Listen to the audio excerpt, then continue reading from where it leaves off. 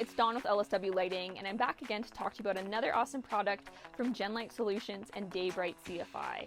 So this right here is the SDS LED Selectable Strip. Comes in 3 different sizes, 2 foot, 4 foot, 8 foot, and all models come standard with a built-in sensor. The lens pops off of the fixture when you squeeze the body of the fixture, so no tools required for that. And it's actually attached to the fixture with 2 different aircraft cables. So contractors, you don't have to worry about the lens falling off of the top of the ladder and breaking, or maybe even getting misplaced on the job site when you give it to the first year to hold. It's always going to be right here with the fixture.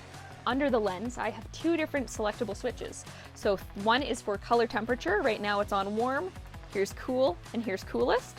And then 3 different lumen outputs. So it's on the lowest setting right now, here's medium, and the highest light output.